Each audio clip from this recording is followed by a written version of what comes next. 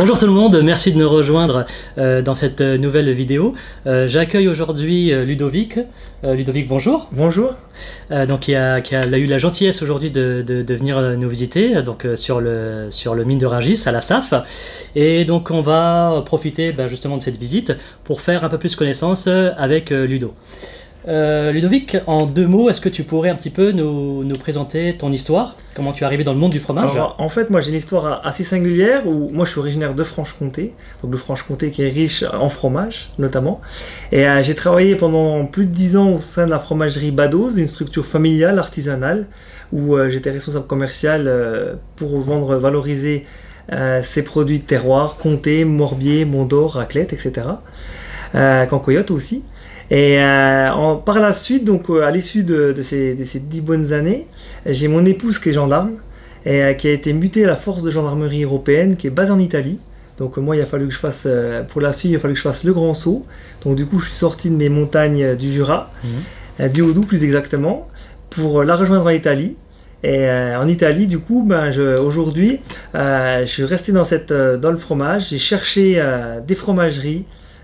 Notamment, j'ai 8 cartes aujourd'hui italiennes que je représente sur le marché français, des petites fromageries artisanales familiales.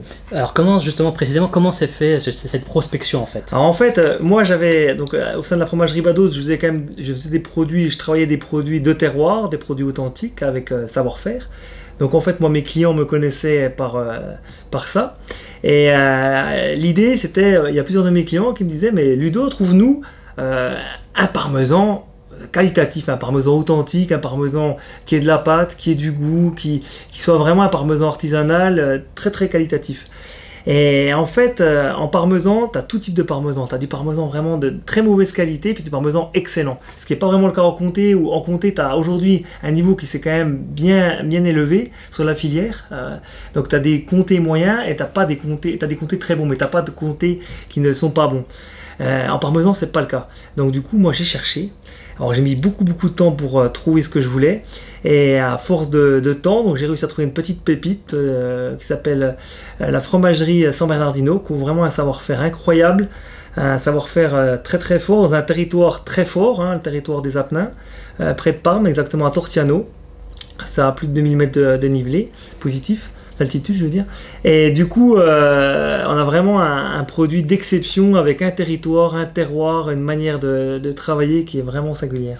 Ils avaient déjà des points de chute en France ou pas? Non, ils n'avaient pas de point de chute. Donc en fait, eux, ils travaillaient vraiment du local. C'est-à-dire que c'est une fromagerie qui bosse essentiellement sur 2 voire 3 régions en Italie. L'Émilie-Romagne, la Toscane et puis la Lombardie essentiellement, un peu la Vénétie aussi.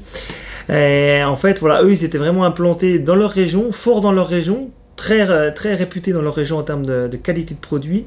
Mais après, ils n'avaient pas en fait cet esprit commerçant de s'exporter, de se développer sur toute l'Italie, encore moins sur l'Europe et la France. Comment ils t'ont fait confiance? Ils ont vu un Français arriver comme ça et puis on vend du fromage.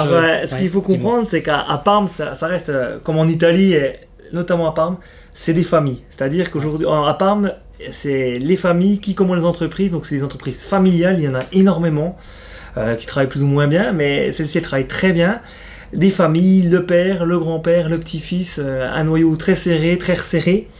Et en fait, c'était très compliqué, déjà en tant que Français, de se faire accepter, d'arriver à les convaincre. Ça a été aussi très compliqué. J'y suis allé plus de 20 fois pour essayer de les convaincre.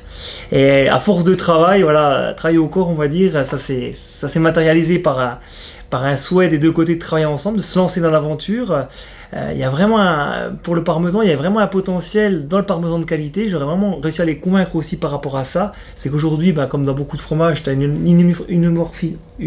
c'est assez uniforme, uniformisation oui. de la marchandise, enfin des produits, du parmesan, où les gros rachètent les petits. Aujourd'hui, il n'y a plus beaucoup de producteurs indépendants parmesan.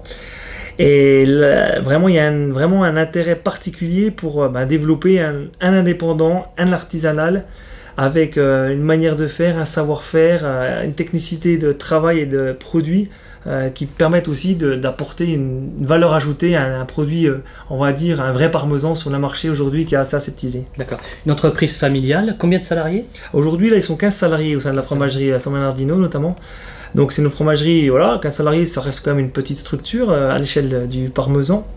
L'objectif, ça serait à terme d'arriver sur une vingtaine de salariés. Donc moi, je travaille en ce sens-là, notamment pour bien les représenter sur le territoire français. Et en fait, c'est vrai que nous, la vocation, enfin, mon état d'esprit pour le parmesan, c'est de trouver des partenaires comme la SAF notamment, d'être vraiment dans une relation de partenariat et pas dans une relation de client-fournisseur, pour vraiment consolider quelque chose de fort et aussi permettre, vraiment valoriser le produit que je vais vendre sur le territoire français. C'est vraiment ce qui est important, trouver des acteurs qui sachent le valoriser, parce que quand on a une pépite, un produit très qualitatif, il faut savoir le vendre, il faut savoir l'expliquer, il faut savoir le valoriser. Et c'est par des professionnels qu'on arrivera à le faire, comme la SAF peut l'être, et pas par des gros grossistes ou des gros industriels qui, eux, vont vendre le produit sur un aspect qui n'est pas l'aspect du fromage San Bernardino. Ouais. Justement, tu parles donc on va dire d'un aspect important. Au-delà donc du fromage en lui-même, il y a l'aspect terroir, il y a l'aspect... Donc il y a cette transmission également. Ouais, il y a une transmission qui est très forte. En Italie, il y a beaucoup de petites structures sur différents territoires. C'est vrai qu'il y a une richesse des territoires un peu comme celle qu'il y a aussi sur le territoire français, qui est très important. Alors après, tu as un terroir, tu as un territoire, tu as une manière de faire. Et aujourd'hui, sur le parmesan, voilà, tu as une qualité d'herbage, tu as une qualité, t'as des rivières. C'est un produit de parmesan, voilà, le parmesan San Bernardino, il y a que les vaches ne sont nourries que d'herbe et de foin, il n'y a pas d'ensilage, il n'y a pas d'engrais, il n'y a pas de pesticides. On est vraiment sur des produits 100% naturels. Ça, c'est vraiment important. Et après, au-delà de ces caractéristiques propres, on a des vaches qui sont en bonne santé, qui sont bien élevées, qui ne sont pas massifiées sous des bâtiments. Donc on a vraiment des vaches qui sont à l'aise et qui font du bon lait. C'est vraiment déjà la première des qualités pour avoir un bon fromage. L'ingrédient principal d'un fromage, il ne faut pas l'oublier, c'est le lait. Et quand on a un bon lait, c'est plus facile de faire du bon fromage. Et en l'occurrence, là, sur le lait qui est amené de la fromagerie San Bernardino, qui provient donc de différentes fermes, dont 2 fermes produisent plus de 60% du lait qui vient des propres fermes de la fromagerie San Bernardino. C'est 2 cousins en fait qui ont des fermes. Donc on reste vraiment dans un circuit court, on va dire. Et en fait, c'est la qualité du lait, quoi. C'est ça qui caractérise, c'est qu'on a un lait qui est quand même assez gras, il y a un lait qui est crémeux. Et quand tu as un lait où il y a de la matière grasse, il y a de la crème, on a un produit qui a de la pâte, on a un produit qui a du goût, on a un produit qui est agréable à manger. Et ça, c'est vraiment un des points clés, la qualité du lait. Puis après, il y a tout le travail du fromager lors de la fabrication, de l'affineur. C'est cette corrélation entre tous les corps de métier qui va faire qu'on va avoir un produit d'exception ou pas. Ouais, pour éviter un petit peu donc, ce que tu disais, l'uniformisation des goûts. Voilà. Donc privilégier les petits artisans, Exactement. les petits producteurs. C'est quelque chose de très important, qui sont, eux, on va dire, les représentants, les ambassadeurs des terroirs. Voilà, eux, c'est vraiment important d'être ambassadeurs. Et eux, ils avaient vraiment... En fait, quand j'ai commencé à les développer sur le territoire français, ce qui vraiment les a convaincus aussi, c'est que voilà, moi, ma démarche, c'était de travailler avec des connaisseurs, c'est de travailler avec des gens qui savent valoriser leurs produits. Aujourd'hui, si moi, je vends mes produits, leur parmesan, chez un grossiste qui ne sait pas le valoriser, qui va vendre un prix, un article, un carton, un marketing, ça va pas le faire. Eux, ce qu'ils veulent, c'est qu'on vende un produit avec une histoire, leur histoire qui est assez singulière, avec un savoir-faire, voilà, que le produit soit valorisé à juste titre. Ça, c'est vraiment, pour eux, c'est vraiment déterminant. C'était vraiment leur préoccupation première quand je les ai déployés sur le marché français notamment. D'accord. Donc tu m'as parlé de San Bernardino, mais tu représentes également un autre producteur, en Gorgonzola notamment. Voilà, donc à la SAF, je représente un autre producteur qui s'appelle Palzola. Alors eux, c'est un producteur pareil, dans la même morphologie, on va dire, familiale. Une entreprise qui a vécu plusieurs générations, de père en fils notamment. Et eux, ils sont basés près de Turin, dans le Piémont. Alors eux, le Gorgonzola, c'est comme le parmesan, c'est comme beaucoup d'AOP, même en France. Les gros rachètent les petits, tu as très très peu d'indépendants aujourd'hui. Et là où il y a des indépendants, voilà, il y en a qui savent faire des bonnes choses, il y en a d'autres un peu moins. Eux, ils ont vraiment un savoir-faire qui est très fort également, comme San Bernardino. Un savoir-faire très fort, une méthode de travail très forte, un appro de lait qui est super qualitatif. Ils ont vraiment un produit exceptionnel en termes de goût, en termes de justesse. On arrive sur des gorgonzola assez typiques, pas standardisés pour un sou. On arrive vraiment sur des produits. Aujourd'hui, quand on a un gorgonzola qui est neutre, qui est crémeux mais sans goût, alors qu'il n'est pas crémeux mais qui a un peu de goût, mais on est sur des produits voilà, vraiment standardisés. Là, on apporte vraiment un produit qui vit avec son temps, qui a du goût, qui est crémeux, qui a du parfum, qui a de l'arôme. On est vraiment sur un gorgonzola très diversifiant. Et en plus, eux, ils ont intégré donc à leur gamme un gorgonzola à la truffe, donc on l'appelle type gorgonzola parce qu'on ne peut pas l'appeler en tant que tel, qu'on n'appelle pas le tufa, donc c'est un type gorgonzola à la truffe et un type gorgonzola au piment, ce qui crée une variété un petit peu plus large aussi, parce qu'il y a une forte demande sur les produits à la truffe et les produits au piment aussi. Idéal pour les fêtes. Hein. Idéal pour les fêtes, et même on se rend compte d'une chose, qui se vend toute l'année. Ouais. Même en plein mois de juillet, alors toute proportion gardée, on en vend moins qu'au mois de décembre par exemple, mais on en vend, il y a un courant d'affaires qui s'opère, on le voit à la SAF, au mois de juillet, au mois de juin, au mois de mai, on vend aussi du paltufa, donc c'est le type gorgonzola à la truffe, on en vend aussi. Mais c'est vrai que c'est des produits vraiment qu'on le vend en poupe actuellement. D'accord. Si tu avais un mot à dire déjà à nos vendeurs, à SAF ici, quel serait ce mot? Les vendeurs, c'est vraiment des éléments, c'est déterminant que les vendeurs soient concernés, connaissent leurs produits, connaissent les spécificités du produit, connaissent le fournisseur, son histoire. Ça c'est vraiment très important pour qu'ils puissent l'expliquer aussi à ses clients, qui après son client, le crémi notamment, et qui vont l'expliquer à leurs clients, les clients finaux, les consommateurs finaux. Ça c'est vraiment important, qu'il explique l'histoire, le territoire. On en vient toujours au même.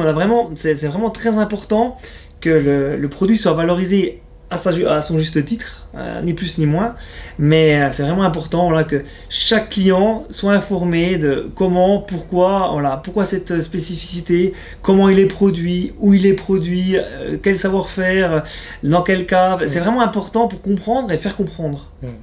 Et au niveau donc des crémés fromagers, si tu avais quelque chose à leur dire également Les crémés fromagers, eux, c'est vraiment on va dire c'est le bout de la chaîne. Ouais. Hein, donc eux, en fait, c'est l'élément final, déclencheur d'achat, parce que c'est eux qui vont être à la vente finale après de leurs clients qui connaissent souvent très bien. Et eux, en fait, c'est leur message. En fait, c'est eux, ce qu'ils font en premier lieu, c'est de sélectionner les bons produits. Donc déjà, quand tu sélectionnes des bons produits, tu déçois pas tes clients, tu les fidélises, parce que c'est souvent des gens qui ont des boutiques, qui vendent tous les jours, qui aiment revoir leurs clients, ou des gens de marché qui revoient leurs clients à chaque marché toutes les semaines. Donc c'est très important qu'il y ait cette fidélisation. Et ce taux de réachat, parce que l'objectif c'est de vendre du fromage, ce fromage-là, notamment le parmesan ou le gorgonzola, toutes les semaines. Tout à fait. Ouais. Et en fait, pour le vendre toutes les semaines, il faut faire la bonne sélection, puis après l'expliquer pour qu'il y ait déjà une première vente, parce que t'as beau avoir le meilleur parmesan du monde, t'as beau avoir le meilleur gorgonzola du monde, si le client n'a jamais goûté, n'en a jamais acheté, et il ne saura pas. D'accord. Bon, merci Ludo, je pense qu'on a vu un peu plus clair au niveau donc, de ce que tu faisais ici. Merci de ta visite, de nous avoir rendu visite. J'ai beaucoup appris en ta compagnie. Puis j'ai senti vraiment un gars motivé, à la recherche un peu, qui partage un petit peu la même philosophie que nous, c'est-à-dire rechercher effectivement ou sélectionner donc, des producteurs artisanaux, fermiers, des productions familiales, et donc vraiment en quête de ce sens, de ce terroir, à transmettre ensuite à nos consommateurs citoyens. Bon, je vous remercie bien de nous avoir visionnés et puis à très bientôt pour une nouvelle interview. Merci. Au revoir. Au revoir.